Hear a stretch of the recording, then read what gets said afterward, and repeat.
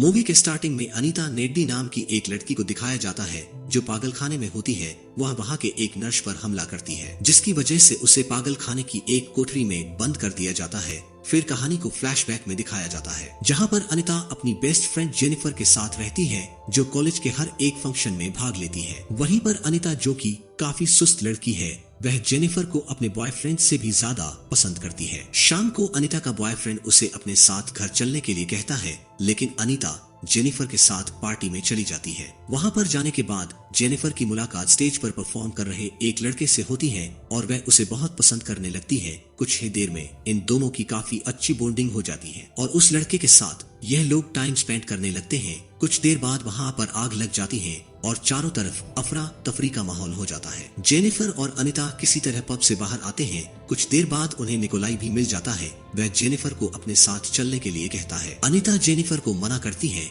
लेकिन उसके मना करने के बावजूद भी जेनिफर उन लड़कों के साथ चली जाती है। घर आने के बाद अनीता को जेनिफर की फिक्र होने लगती है। वह अपने बॉयफ्रेंड को कॉल करती है और सब बातें उसे बता ही रही होती है कि अचानक उसके घर की डोरबेल बजती है। जब वह नीचे जाकर दरवाजा खोलती है तो वहाँ पर कोई नहीं होता, लेकिन जैसे ही वह दरवाजा क्लोज करके अंदर आती है तो उसे घर में किसी के होने का एहसास होता है। अचानक से जेनिफर उसके सामने आ जाती है, जिसके मुंह पर खून लगा होता है। उसका बिहेवियर बहुत अजीब होता है। वह फ्रिज से खाना निकालती है और खाने को इस तरीके से खाती है जैसे वह बहुत दिनों से भूखी हो। खाना खाने के बाद तुरंत वह वहाँ से चली भी जाती है। नेक्स्ट डे रात में हुए एक्सीडेंट के बारे में वह सोच ही रही होती है कि तभी सामने जेनिफर आ जाती है, जो बिल्कुल नॉर्मल होती है। उसे देखकर अनीता हैरान रह जाती है। जेनिफर रात के बारे में कुछ भी बात नहीं करती, लेकिन अनीता को जेनिफर के तौर तरीके कुछ ठीक नहीं लग रहे होते। क्लास खत्म होने के बाद जेनिफर अपने कॉलेज के फुटबॉल कोच के पास जाती है, जो काफी दुखी होता है क्योंकि पब में हुए एक्सीडेंट में उसके बहुत से दोस्त मारे गए थे।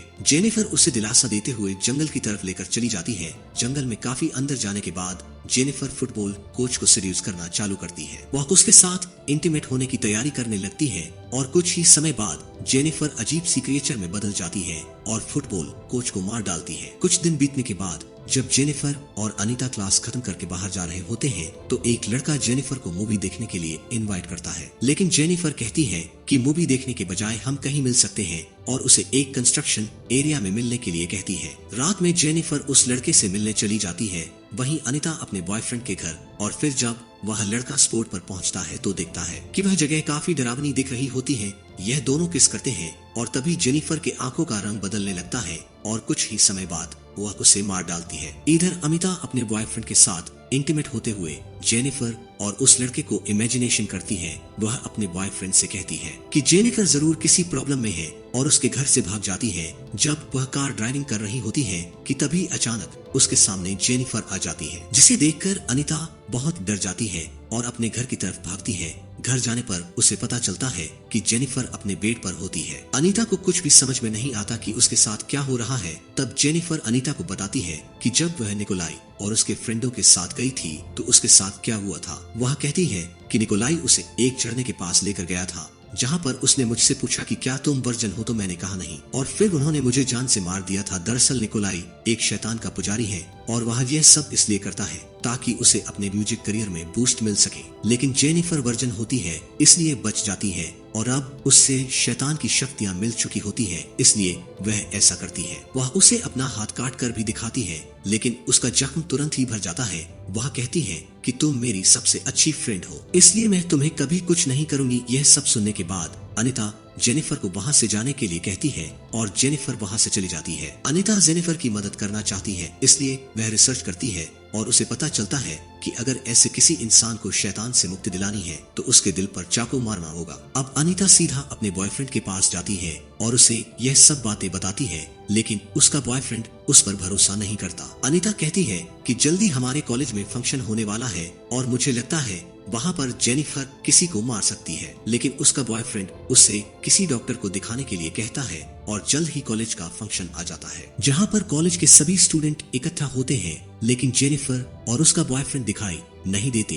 अनीता को कुछ सही नहीं लगता, इसलिए वह उन्हें सर्च करते हुए पास के ही एक पुराने घर में जाती है, जहाँ पर जेनिफर उसके बॉयफ्रेंड को मार रही होती है, जिसे देखकर अनीता अपने बॉयफ्रेंड को बचाने के लिए पानी में कूद जाती है और उसकी आंखों में स्प्रे करती है, जिससे जेनिफर को गुस्सा आता है और वह अनीता को मारने की कोशिश करती है। लेकिन तभी अनीता का बॉयफ्रेंड उसके पेट में एक रोड से हमला कर देता है, जिससे वह काफी जख्मी हो जाती है और उसका बहुत सारा ब्लड भी बह जाता है, इसलिए वह वहां से भाग जाती है। अनीता का बॉयफ्रेंड बहुत जख्मी हो गया होता है और वह उसके सामने ही अपना दम तोड़ देता है। अब अनीता को गुस्सा आता है, वह जेनिफर से बदला लेने के लिए उसके घर जाती है और उस पर हमला कर देती है। जेनिफर अनीता की गर्दन पर काट लेती है, लेकिन अनीता किसी तरह से जेनिफर के दिल पर वार करती है और उसे मार डालती है कि तभी जेनिफर की मॉम वहां आ जाती है, जिन्हें जेनिफर की सच्चाई मालूम नहीं होती और यही वजह होता है कि अनीता पागल खाने में होती है। लेकिन अब जेनिफर की शक्तियां अनीता को मिल गई होती है, क्योंकि जेनिफर ने उसे काटा होता है।